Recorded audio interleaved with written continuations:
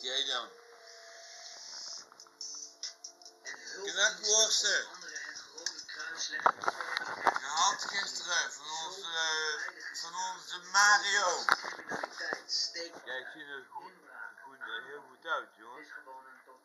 Drom. Zeg, jongens, zit er aan elkaar vast, hè? Zal het niet zo zijn. Oorlogsgebieden gewend zijn, niet veilig hun werk kunnen doen. Het loopt echt volledig uit de hand. Hoe lang accepteren wij dit in ons land? Nederland is van ons. De grenzen moeten dicht en zo snel mogelijk werken aan remigratietrajecten. En lekker knakworsten eten. Deze video zoveel mogelijk. Hoe meer mensen zich hiervan bewust zijn, hoe sneller dit wordt opgelost. In Ter Apel loopt dit volledig uit de hand. Het is zelfs zo erg dat de minister van Asiel en Migratie er niet Ja, nou weet ik het wel, kut.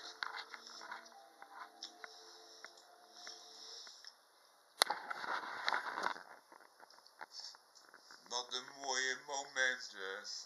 Ik spaar geen centen. Want als we de pijp uitgaan, heb je er niks meer aan. Dus geef het nou maar uit, joh. Ik heb hem slaan, man.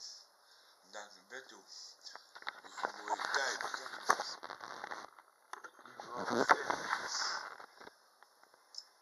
Ik kan zo'n knakworst eten. Misschien. Dan moet je melk kopen.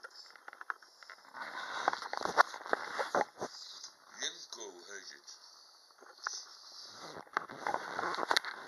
Dingen zijn nu hartstikke duur. En jou tegenwoordig niet meer. Dat je gewoon een knakworst.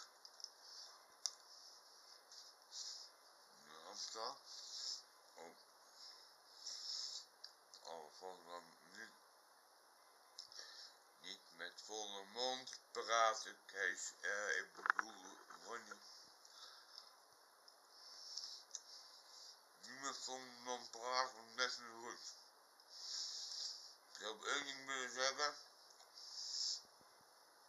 De groeten uit ons Eindhoven. Dat je weer aan elkaar. Is dat toch hier? Zo. Ik eet even lekker door. Zonder tanden. Hoe moet ik krijgen? Hup. Doei. Oh nee.